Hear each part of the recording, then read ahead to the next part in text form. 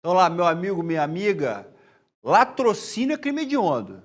Então vamos lá, roubo simples não é hediondo, tá? Não é hediondo.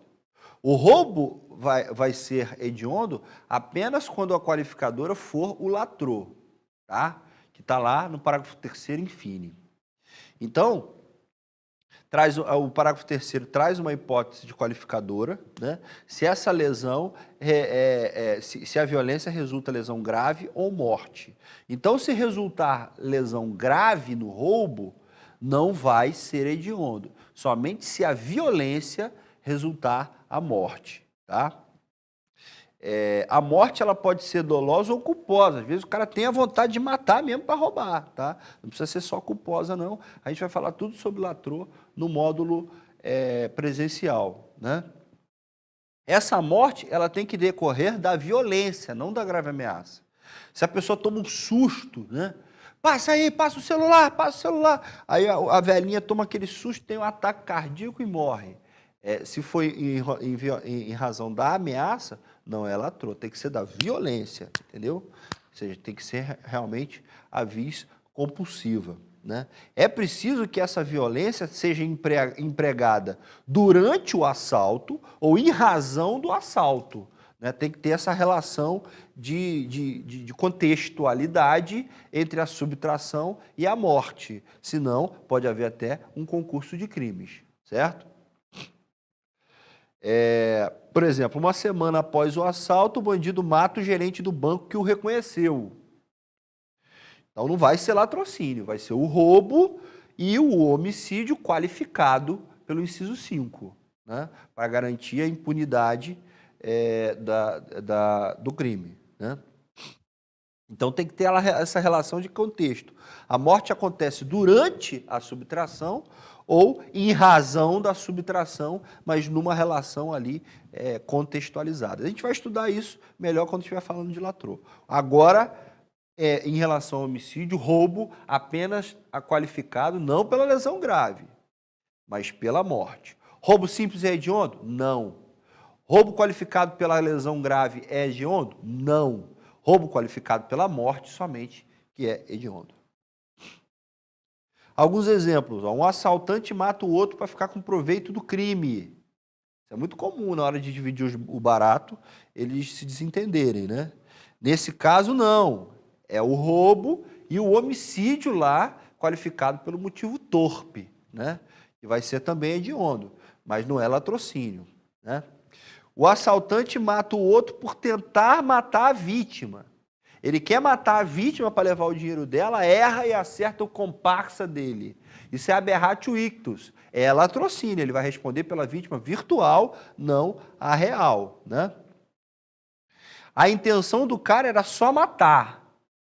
Vamos lá, o cara quer matar. Ele foi contratado para matar uma pessoa. Ele vai lá, mata a pessoa, de repente vê que ele tem um relógio de ouro, que ele está com um iPhone 7. Aí ele vai lá e subtrai. É homicídio em concurso com furto, tá? Você vai sempre analisar o elemento subjetivo do cara, né? Súmulas importantes do STF, 630, embora seja um crime que a morte é dolosa, né? Ele não é considerado tecnicamente como crime doloso contra a vida, ele é um crime contra o patrimônio, quem vai julgar é um juiz singular, não é um júri popular. Súmula 630. E a súmula 610 fala da consumação do latrocínio, que o elemento definidor da consumação é a morte, não a subtração. Isso aí a gente vai trabalhar, se cair na prova é só comemorar, tá? Então, súmula 630 e 610 do Supremo Tribunal Federal. Extorsão é crime hediondo? Apenas a extorsão qualificada, e qualificada pela morte. Artigo 158, parágrafo 2º do Código Penal, né? Tudo que fala lá de latrocínio se aplica a esse crime, né? A diferença entre roubo e extorsão, ela é campeã em concurso, tá? Nós vamos sair do curso com isso na veia, porque é muito tênue essa diferença entre o roubo e extorsão, principalmente quando a vítima entrega o bem para o vagabundo, né? Perdão, vagabundo não, desculpe, o sujeito ativo, tá? Então, isso aí a gente vai diferenciar com tranquilidade no módulo presencial, quando a gente estiver falando de crimes contra o patrimônio. Mas, por agora, crimes hediondos, apenas a extorsão qualificada pela morte. Tá? Decora isso aí. Extorsão mediante sequestro. Presta atenção, extorsão mediante sequestro é um crime. Tá? Artigo 159 do Código Penal, crime contra o patrimônio. Sequestro e cárcere privado é outro crime. Né? Crime contra a liberdade individual, crime contra a pessoa. Não é hediondo, não. Sequestro não é hediondo, não. O que é hediondo é extorsão mediante sequestro. Essa diferenciação a gente vai fazer no módulo presencial, certo? Mas não confundam em questão de marcar extorsão mediante sequestro. Tanto a simples quanto a qualificada, tá? Vai ser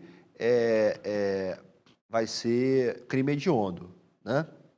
Na extorsão mediante sequestro, o sujeito pede o resgate para terceiro. E no chamado sequestro relâmpago, né, na extorsão qualificada, é a própria pessoa sequestrada que dá, entrega o bem ali que o sujeito ativo está exigindo, tá bom? Então, essa diferenciação entre roubo e extorsão e extorsão mediante sequestro, sequestro e extorsão mediante sequestro. Se você não morrer até o final do curso, você acerta essa questão do NUCEP, que não tem como errar, tá? Estupro.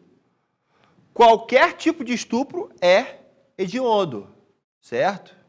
Então, embora o estupro não esteja no nosso edital, os crimes contra a dignidade sexual não estão, mas você precisa saber que estupro, tanto o simples como as formas qualificadas, são crimes hediondos, tá? Então, o estupro simples é hediondo.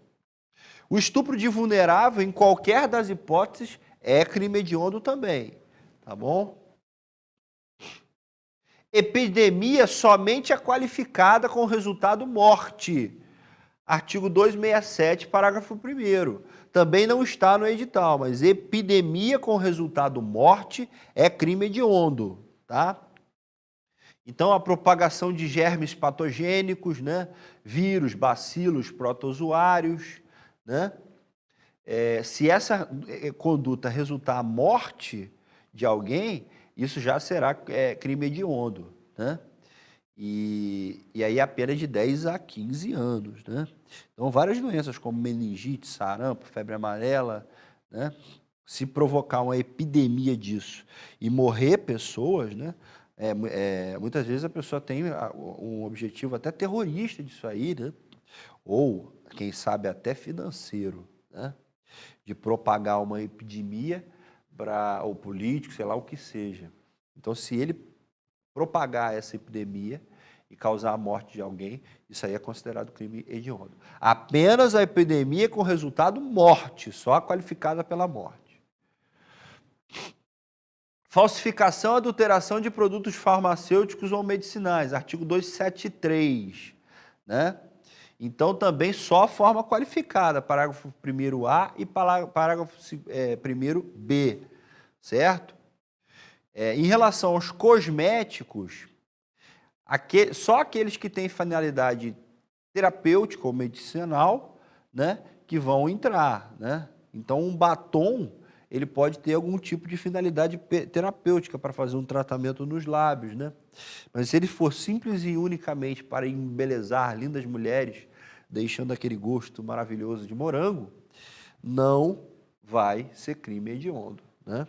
Até pelo princípio da proporcionalidade, a gente pode analisar isso aí, tá? Então, falsificação, adulteração de produtos farmacêuticos ou medicinais na forma qualificada. Parágrafo 1º-A e parágrafo 1º-B. Esse crime não está no nosso edital, mas você tem que saber que ele é crime hediondo. Isso aqui caiu muito em concurso, hein? Porque essa aí foi incluído por uma lei de 14, relativamente recente, né? Então, o que fala? Favorecimento de prostituição ou de outra forma de exploração sexual de criança, adolescente ou vulnerável. É crime próprio na sua sujeição passiva, né? Então, é o caput do artigo 218b, né, que prevê essa pena aí de 4 a 10. Para quem submete, induz ou atrai à prostituição, é outra forma de exploração sexual, alguém menor de 18 anos ou com enfermidade mental, né? Para impedir ou dificultar, facilitar ela entrar, ou impedir ou dificultar que a pessoa abandone, né? E aí é considerado hedionda a conduta daquele que infringe o parágrafo 2º, né? Praticando a conjunção carnal, ato libidinoso diverso com criança, adolescente ou vulnerável, em situação de exploração, bem como o proprietário ou gerente do estabelecimento. Então, se você identifica que tem alguém que atrai menores ou pessoas debilitadas mentalmente para exploração, entra nisso aqui. O cara que pratica atos libidinosos com essas crianças ou débeis mentais também pratica a infração hedionda. E a pessoa que é gerente ou dono do estabelecimento que está lucrando com isso, exploração sexual de criança, adolescente ou incapazes, também aguenta um fumo hediondo, tá bom? Então, atenção a esse dispositivo, caiu diversas vezes na polícia, tá? E aí nós temos o parágrafo único, crime de genocídio, né? O parágrafo único, ele inseriu tanto o genocídio como crime hediondo, quanto a posse ou porte ilegal de arma de fogo de uso restrito, artigo 16 do Estatuto do Desarmamento, que está no nosso edital. O crime de genocídio não está no nosso edital, mas é considerado hediondo e isso você precisa saber, né? O artigo 1º, matar bens de um grupo, sempre com uma intenção de destruir no todo ou em parte, um grupo nacional, racial ou religioso, né? Então, matando, não só matando, né, mas causando lesão grave à integridade física, submetendo a condição de existência capaz de destruir, né, adotando medidas destinadas a impedir o nascimento, né, trocando criança de um grupo para o outro para poder extinguir esses grupos. Tudo isso aí é considerado genocídio pela Lei 2889. Não está no edital, mas a gente tem que saber que genocídio é crime hediondo. Parágrafo único, além daquele rol ali, até a exploração sexual de criança, adolescente ou incapaz, tem o parágrafo único que fala do 16 do Estatuto e do parágrafo 1º da 2889, crime de genocídio. Agora nós vamos falar sobre os crimes equiparados a hediondo. Existe uma tendência que, ao meu ver, e eu digo isso até como servidor público, é nocivo para a administração pública, que é essa tendência de cobrar nominhos diferentes para a mesma coisa. Então você sabe o que é, mas ele troca o nome e você acha que é outra coisa, com o objetivo claro de confundir o concurseiro. Então não caia nisso. Esses crimes são equiparados a hediondos, também chamados de hediondos por equiparação, ou hediondos em sentido estrito. Tem doutrinadores que consideram eles como hediondos e ponto, também.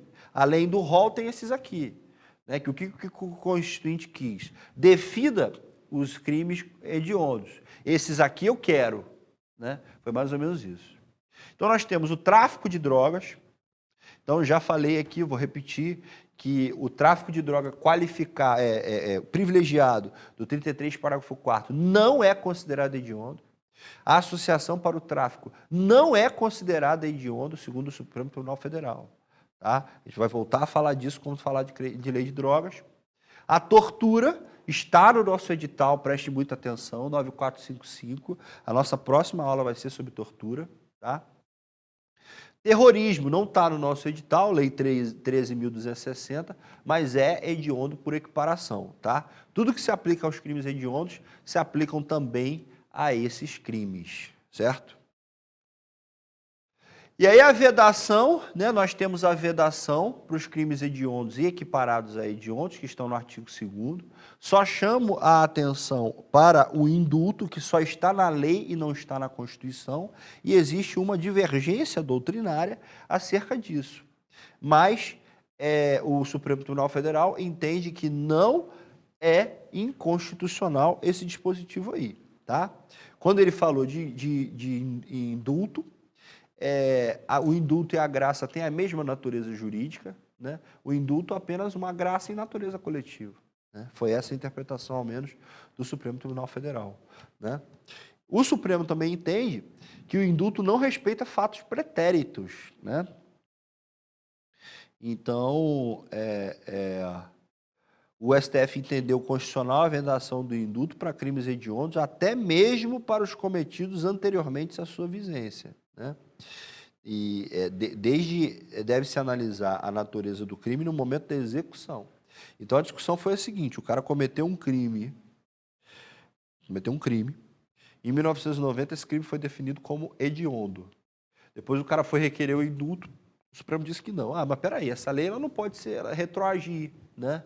Ela não pode retroagir para prejudicar o réu. O Supremo entendeu que não, que os benefícios têm que ser analisados no momento da execução. Se naquele momento o cara não fazia jus porque entrou uma norma que impediu aquilo, não há se falar em retroatividade. Isso aí foi bem criticado pela doutrina, mas foi o entendimento do Supremo Tribunal Federal.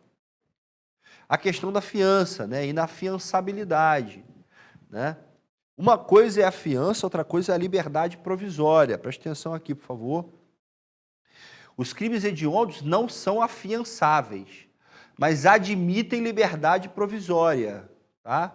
Pode parecer um contrassenso, mas esse é o entendimento do Supremo Tribunal Federal, tá bem? Então, em relação à fiança, não pode ser afiançado, mas liberdade provisória pode sem problema algum, tá? Vamos dar uma pausazinha, tomar uma água, um suco de laranja, né? E cuidado, gente, nessa fase para você, porque você precisa de açúcar, né? O seu cérebro usa como combustível principal o açúcar, mas para você não engordar demais, né? Você vai ter a fase física aí daqui a uns meses, então cuide da sua alimentação, coma vegetais, coma frutas, né? Alimente-se bem, mantenha uma rotina saudável, nada de bebida, nada de cachaça, nada de cigarro, certo? E para você poder ir se preparando porque tem à frente e estar com a sua mente sadia, limpa para o que vem por aí, tá? Então, vamos dar uma pausa, daqui a pouco a gente volta de onde parou.